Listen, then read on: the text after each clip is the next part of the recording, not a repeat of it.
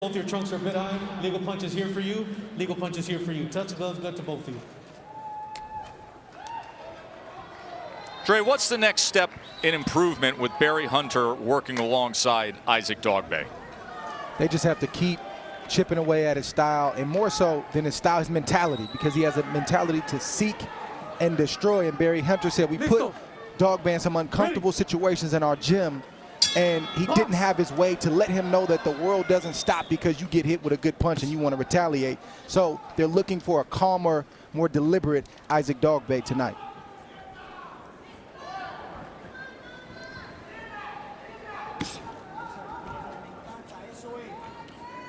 You can tell right away who has a speed advantage, and that's Diaz. He also has better footwork than Isaac Dogboe.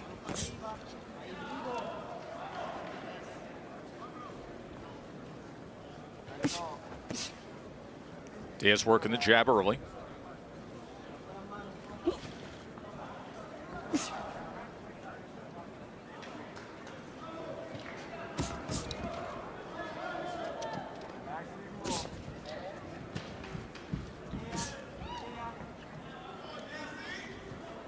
It's a very quick turnaround for Christopher Diaz coming off of the kind of fight he fought against Emmanuel Navarrete. It's been 7 months, and oftentimes your mind is saying, I'm ready to get back in there, but your body has other plans. And I want to see how he responds to Isaac Dogboe if and when this fight heats up. Especially considering what the back half of that fight that we called down in Florida was. The 8th round, Navarrete scored a couple of knockdowns. And then in the 12th round, there were a series of punches, a big offensive attack from Navarrete. And then finally, the TKO was ruled. Beautiful counter right there from Diaz. Dogboe stepped in with the jab. Diaz countered with 2 punches.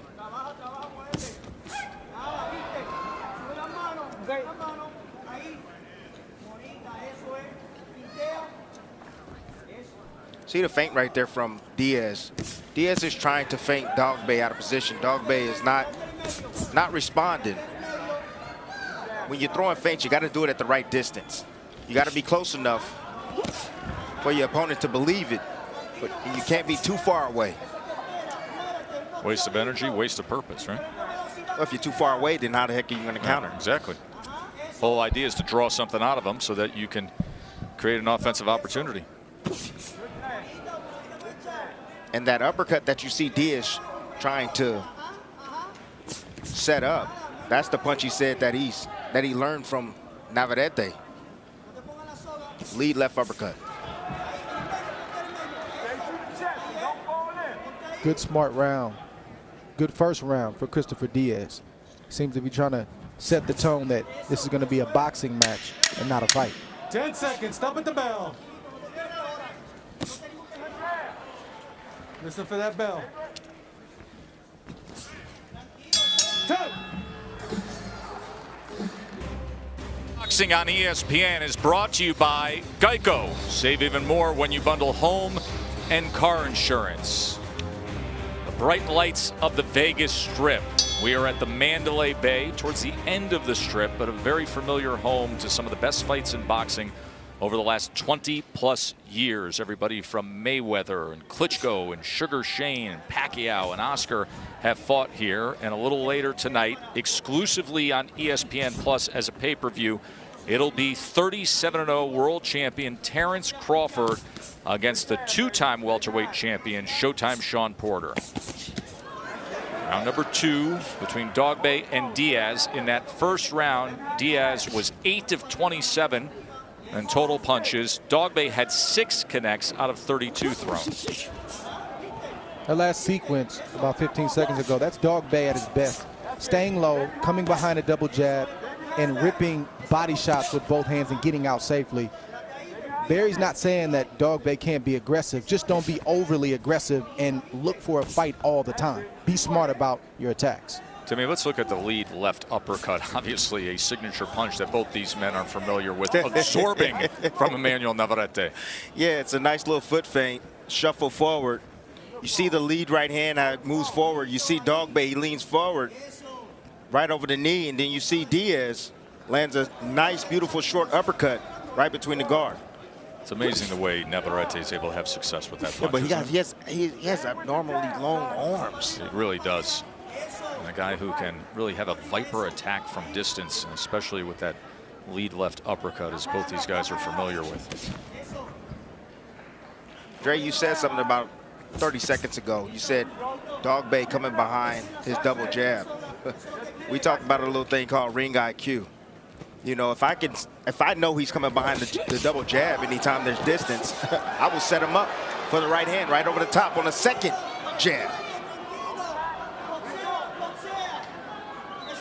Good combinations from Diaz right there. Sure was, Trey, as he was able to land that left hand on the back end of that combination. His best work that we've seen so far. Yes, it was.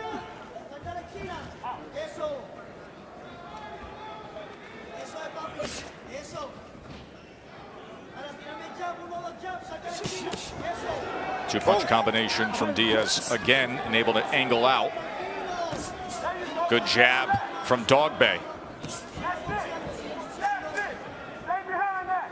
Active second round here between these two veterans. Former world champ against the former title challenger. He really does, Dre. He's got a strong right hand. When that left hand or that lead hand of Isaac Dogboe lands clean, that's like a right hand. That's like a punch that he's put all his power into, but he hasn't. He's just a physically strong fighter. Good combination punching by Dogboe. Put the uppercut in the mix of that combination.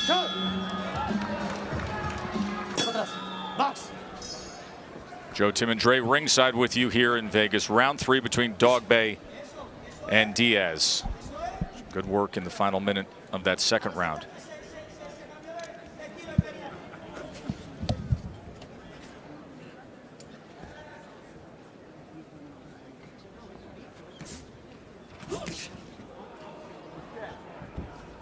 See Dogboe thinking right there. Throwing the jab out, not really trying to land anything, but just trying to pick and poke and keep Diaz at bay to try to throw him off. We haven't really seen that from Dogboe in the past. We saw a guy, again, who was seek and destroy. I want to throw a punch to land it, not try to throw you off balance. Good left hand right there from Dogboe. Very strong jab by Dogboe. He's putting a lot of weight behind that. Pushing off his back foot.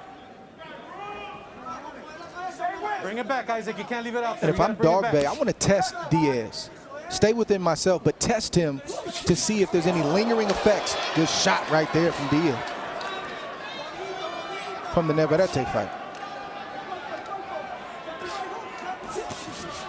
Three-punch combination from Diaz. Yeah, Diaz knows what to expect. It's either a single jab or a double jab coming from Dogboe. He's starting to catch on now, and he's coming right after it. Yes.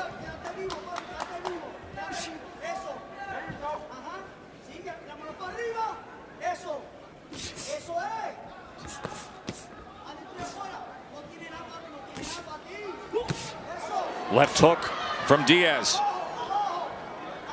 Put something behind that one. Some body work from the former champ Dogboe.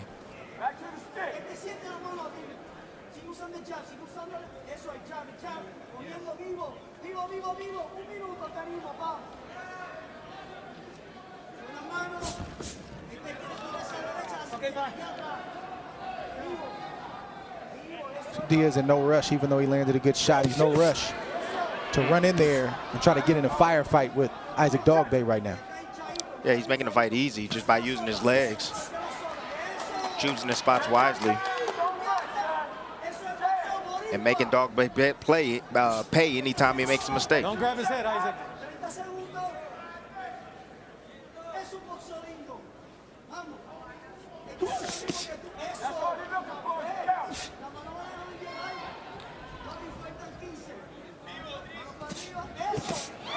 Nice uppercut. Isaac. There's the clap as we come to the end of round number 3, and that gives us an opportunity to check in with Max Kellerman and Mark Kriegel. Gentlemen.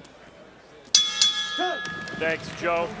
Mark, you know, boxing is not like every other sport. It's not simply about establishing hierarchy and the competitive nature of the sport. You also have to give people something to watch, whether it's kind of sublime skill or next level blood and guts or something interesting to watch. And I'm seeing a fairly high level prize fight without too much action so far, but they're not giving me something to watch yet. I actually think they are. I think this is as good as I've seen either guy. They're showing no lasting damage from Navarrete. They're both fighting at a high level. Listen, I mean, Pitufo Diaz is reminding you who he is when he's not fighting Navarrete or a genius like Shakur Stevenson. On the other hand, I really got to shout out to Barry Hunter because this is the strongest all-around Dogboe I've seen. Yes, it's a plausible kind of world-class effort from both guys, but something less than the very top shelf Always of boxing. Negative. Oh, the two of you together up there.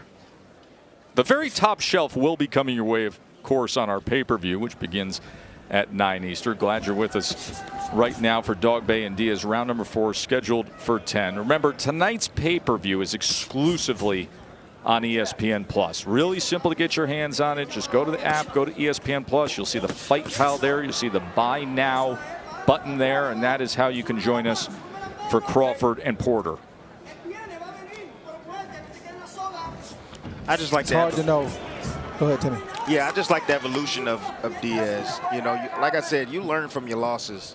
And you can tell the loss against Shakur Stevenson. What did he pick up? The footwork. You see the footwork apparent now in this fight. And you see the uppercut. It's something that he learned, you know, from Navarrete. And he's trying to use it tonight. He's attempting to land that lead uppercut that he's been working on in his camp for this fight. The fight you mentioned against Shakur, that was back in April 2019, back in New York. Of course, that was on the undercard of another Terrence Crawford pay-per-view. That was Crawford against Amir Khan that night. And Shakur, as he often does, just outboxed Diaz that night, outworked him as well. Easy scores across the way, including one scorecard that was 190. Stop.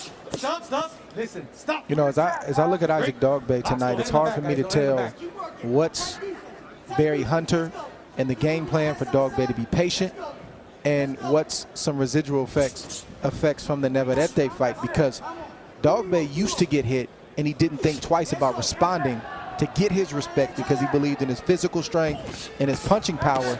Now I see him thinking 3 and 4 and 5 times before he throws a shot. It's a very fine line.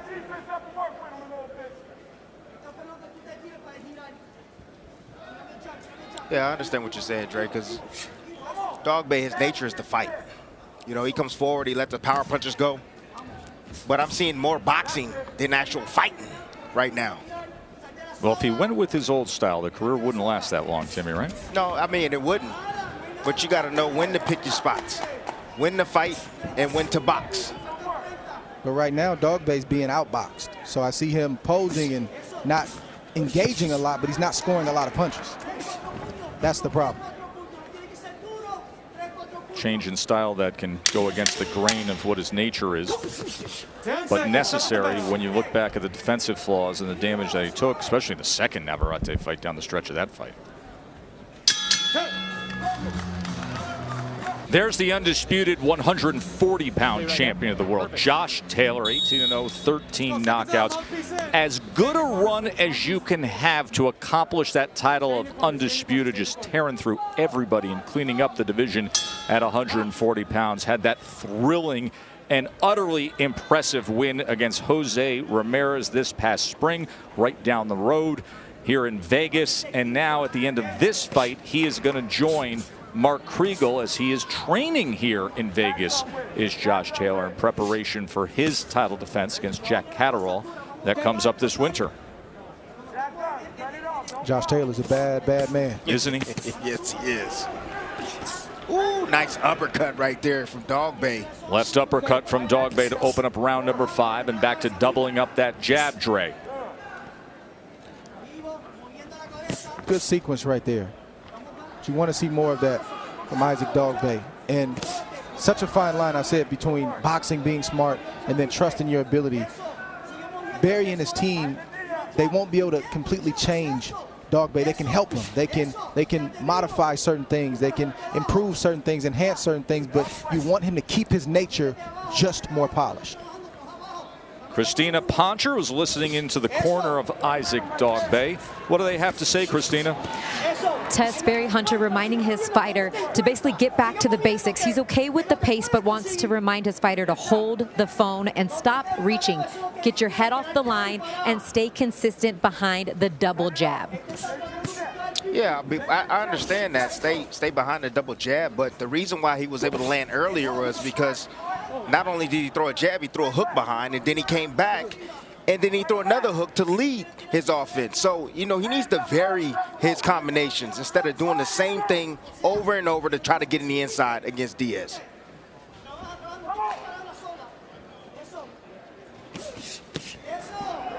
Look at that. Coming in behind with a single jab. What does Diaz do? Slip. Boom. Left hook, right hand.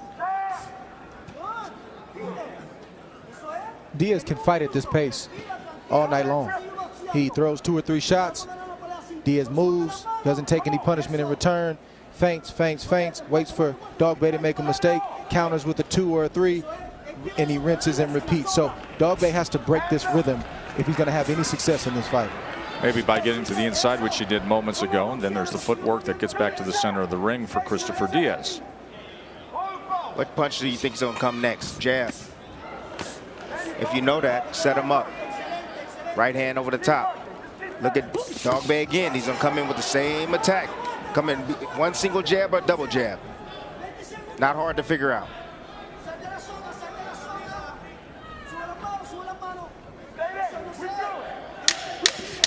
There's that lead left uppercut without success, but you can see how he has added it to his arsenal after the experience with Navarrete.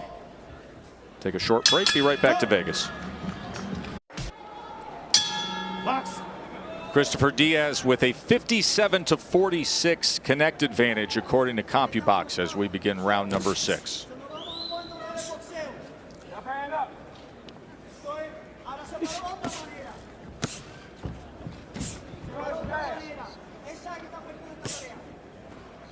That's what Dogboe needs to do right there. He's got long arms for being a shorter man, and he's got good timing with his jab. And he's got a power jab even without throwing it hard. So he's got to pick that up. You see him picking up his feet right now, changing up his rhythm. So he's able to land shots like that left hook and then get inside and land some of these body shots. He's got to wake himself up because this fight is slowly slipping away. Nelson Rodriguez, who is Christopher Diaz's trainer, wants him to pick it up a little bit. Stay in the center of the ring and stay off the ropes.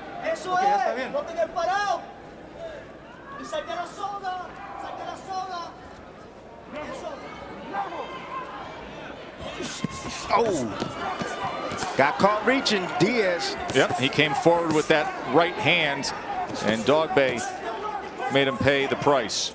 That's what happens when you lunge forward. Just fell in with that right hand. Dogboe was tighter and able to return fire. Diaz has to be able, yes he did, he got caught clean. And Diaz has to be prepared to take it to another gear if Dogboe tries to pick it up the way that he's trying to right now. Bring it up a little bit, Isaac. You don't know if you've shaken off the ill effects of a bad knockout loss until you face some adversity.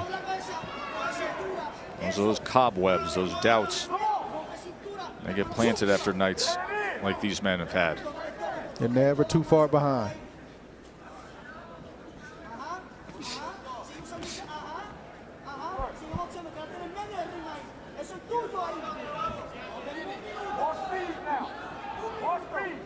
And I'll say the same thing about Diaz. He has an opportunity to go to Dogboe. That was a dead spot for Dogboe. Dogboe was not in a good position. He was not looking to punch, and Diaz refused to toe that line and make something happen.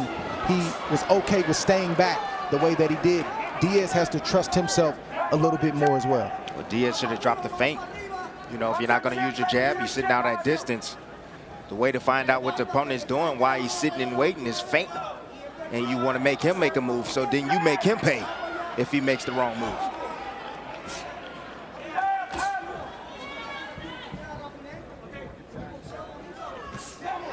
Nice right hand. It's a good round for Dogboe. Switching up his rhythm like Dre alluded to earlier. And necessary. Now he goes to the inside. 3-punch combination that began with the body work. Tempo. Start around 7 here in Vegas between Dogboe and Diaz. Max and Mark, how you see things? A fight started to break out, which is always nice. And Mark, as I was saying earlier, it's one thing to be likely contenders and world-class fighters, and you can maybe attract some attention from very hardcore boxing fans. But that's what they're looking for, either real slick boxing or some real action, and we're starting to see some of both. Exactly. He's coming off his best round, Dogboe. He's remembering he's not fighting Navarrete anymore. He's got to keep selling out. He has to remember the guy who really took the scene against Jesse Magdaleno. And you see 51% landed, according to CompuBox, in that last round. It was interesting, Dre, to hear Barry Hunter after the last round with his charge, Isaac Dogboe. He said, touch him, touch him, touch him, just touch him. Not everything has to be the hardest punch, but he wants to see him with work rate, activity, and aggression of just making some contact against Diaz.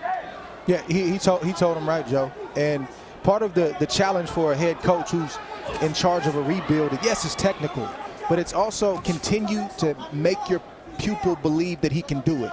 Don't let him drift to that dark place again. Keep him engaged and let him know that you can win this fight. You've prepared. Go out there and do it. Okay.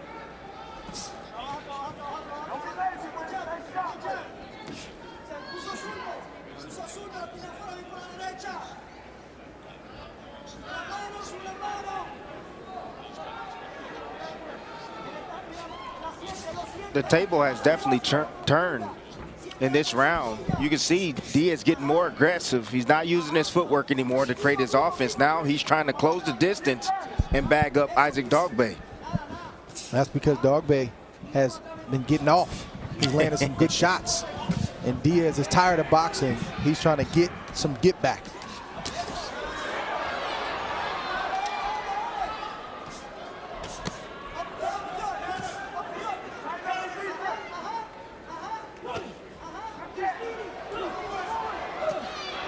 This would be a great time for Barry Hunter to remind Isaac Dogboe, hey, this guy just took a knockout loss in his last fight. That's in your rearview mirror. He's still dealing with it. Press him, be smart, but press him and see what his response is.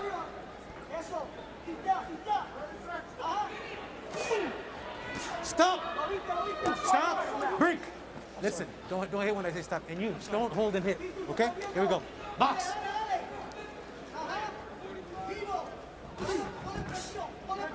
Good stiff jab from Isaac Dogboe. Nice combination right there. Using his feet, create some distance, and beautiful counter. Here we go. Box. Start of round number 8. Barry Hunter just turned to Isaac Dogboe and said, can you go out there and win 3 rounds? I can, sir. I can, sir. Yes. He said, remember, we trained for it. But just how calmly he spoke to him. You know, it gave him confidence. You can tell. In that last round, Dogboe, yes, he was moving, but he still was landing shots. He still was in control. But he just seemed like a happy fighter. A fighter loves when the trainer says, you're doing great, you're doing great. They love hearing that. We love hearing that, I should say. I'll tell you the other thing, Dre, that I took away from Barry Hunter there, and what I would think would be a critical moment as we come down the stretch of a fight that CompuBox has 82 connects for Diaz, 86 for Dogboe, and could go either way down the stretch here, is he didn't give him too much, just focusing in on 1 or 2 things, both a positive endorsement, but then in terms of fight strategy, he said, touch him, watch the defense, but punch to his chest, punch to his chest. Yes, I mean, Barry Hunter and the Headbanger crew, they're veterans, and your pupil can only digest 1, maybe 2 instructions in terms of, you know, something specific you want them to do. The rest of it is motivation, casting vision, letting them know this is what you need to do, this is what I see, go out there and do it. It's just charging them up and sending them out there.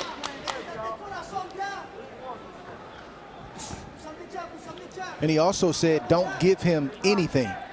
Get your shots off, but you're allowing Diaz to land some shots back. and to even the score. Don't let him do it. But he also said that Diaz is getting a little bit hungry. He's trying to get to you, so there's going to be some openings there for you.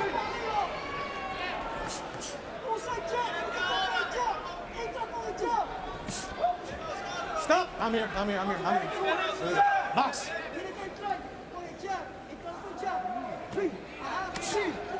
Good jab.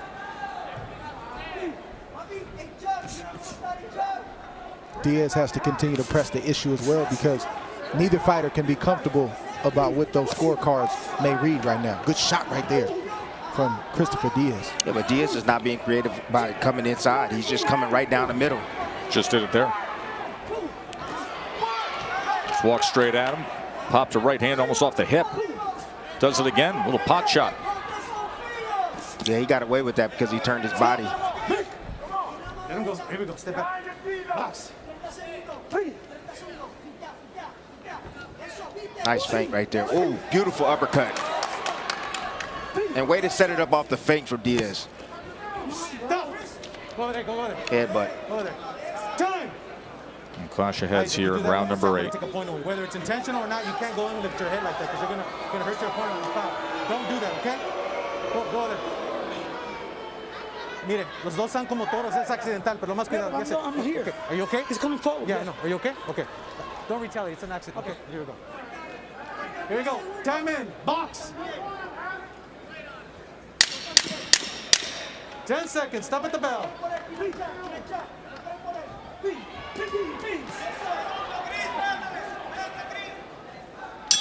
Time. Watch your heads, guys. Watch your heads. Box. Round number 9 scheduled for 10. Been a highly competitive fight between Dogboe and Diaz. CompuBox numbers: Diaz 100 connects, Dogboe 102 connects. Big smile. Yeah, he smiled and said, because he feinted him and Dogboe leaned forward. Good work with the left hand.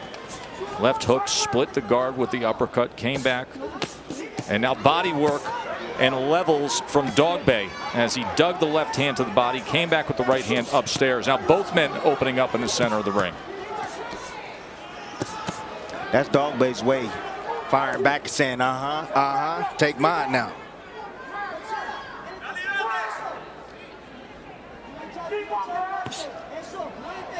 Dogboe is going to look to counter. I'm okay with him standing still, with his feet still, with his earmuffs on, blocking shots if he's going to counter. If he has no intention on countering, he needs to keep his feet moving while he's blocking punches to kind of take some of the steam off of Diaz's shots. But standing right there with his feet still, taking shots on the gloves and the arms and a few getting through is not the answer. That's good offense right there from Dogboe. Steps to him. Yeah, being aggressive, get the man on the rope. Whether you land or not, sometimes it's how it looks to the judges. Dogboe looked like he's in control in those moments. Stop. Go there. Done. Tie the glove, would we?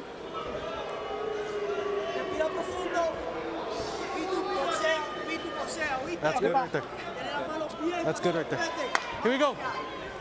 Time in. Let's go. Box.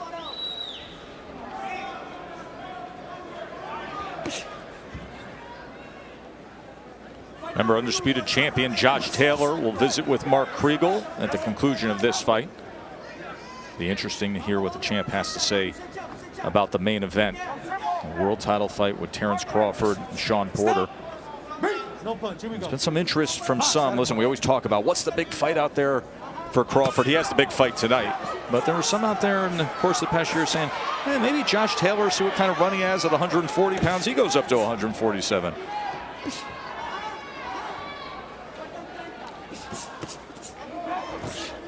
If Terrence handles business tonight, I wouldn't mind seeing the Josh Taylor fight at 147 pounds. Very, very close rounds between these two fighters. Oh, Dogboe having a little too much fun on the break there. Here we go. Box. Diaz saying, we don't do suplexes in this ring. 10 seconds. Stop at the bell. End of 9. Let's say hello again to Max Kellerman. And Max, curious as to what your early read is on Crawford Porter this evening. Well, Joe, as you well know, once upon a time, there were 3 undefeated welterweight stars: Keith Thurman, Errol Spence, and Terrence Crawford. And the feeling in boxing was the 2 really special ones that eventually we'd want to see are Terrence Crawford and Errol Spence. But meantime, Shawn Porter actually got in there with Keith Thurman and made a great welterweight fight that he barely lost. And if that wasn't enough, he then got in with Errol Spence and made a classic 12-round welterweight war. The Spence knockdown in that fight was the difference. And now Shawn Porter, who came and nearly upset the apple cart twice, is finally the opponent against whom Terrence Crawford can make his statement as the only of the undefeated welterweight stars to have yet fought him. But he fights him tonight, and we will be able to compare Crawford to the other biggest names in the division. And Max, that is why so many of us who are day in, day out in the industry just have such respect for Shawn Porter, because of what you just said, that anybody, anywhere, any place, he's been the guy in the division who has done that. Max, I ask you, how much at the ready do you feel people are to simply circle September 28th, 2019, split decision loss against Errol Spence, and frame that night against everything we then see tonight with what Crawford's able to do against Porter? That's the real thing. No, I'm not trying to disrespect any other welterweight, but we can see with our own eyes the difference, the guys who are different in terms of talent and skill. And that's Crawford and Spence, which would be the best fight that could be made in combat sports at any weight. But I will remind people, because Crawford is a way too wide 7-1 favorite tonight. Spence took every single thing that man had to barely get by Shawn Porter in one of the best 147-pound fights you ever want to see. If Terrence Crawford does not bring his A game, he could easily lose this fight. Max Kellerman's thoughts on what we will see tonight. All right, final half of a round here in the 10th and final round between these two, Timmy. Yeah, but Diaz is trying to get close and land shots, but he's taking a lot of punches. Whether they're on the glove or on his face, it doesn't matter. It's how it looks. Dogboe seems to be in control of this round so far. I think it's been an even round for both guys. Both guys, the first half of the round, stood toe-to-toe and gave just as much as they got. Don't grab him, Isaac. Don't grab him. See, these are the moments right here where Diaz needs to pick up his offense. Yes, he blocked some shots. He was against the ropes. But he needs to counter.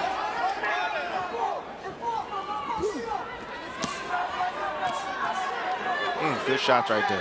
Head shots from Dogboe.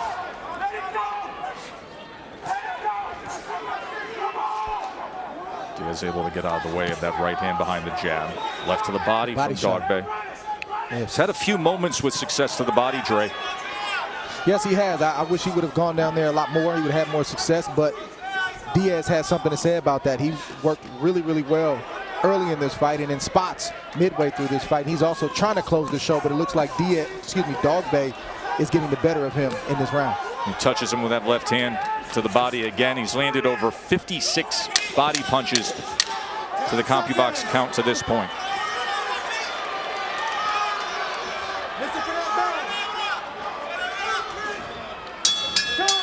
Highly competitive. Good fight. Diaz is thrilled with his effort as he gets up in the corner. Dogboe raises his hand. It was a good fight from two good fighters who have had their opportunities at the top. One conquered, got a belt. The others contended. Both men had a run up against Emmanuel Navarrete. That is not an easy thing to do.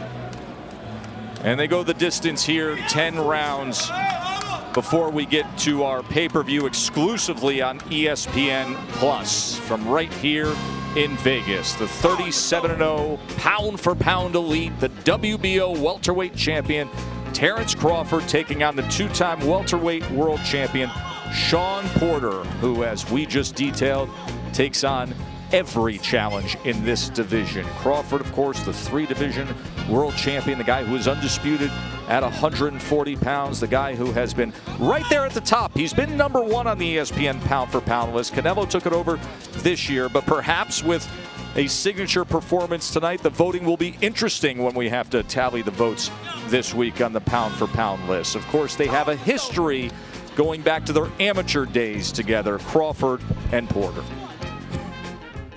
Terrence Crawford has known me for a long time, so he knows that I can box, he knows that I can use the ring, and he knows that I got some power. So there won't be any surprises in terms of the way he's going to prepare for me.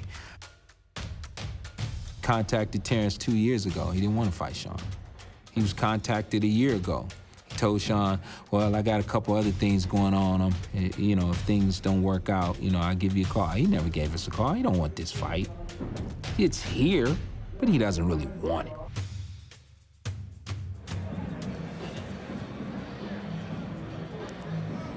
Crawford, Porter, set to come your way.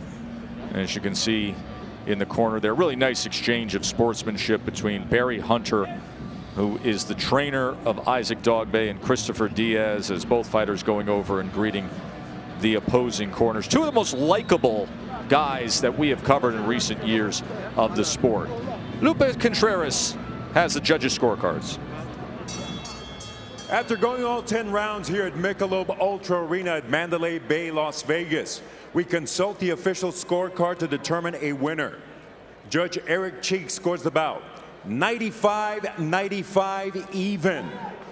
Overruled by Judge Tim Cheatham, who scores at 96-94, and Don Trella, who scores at 97-93.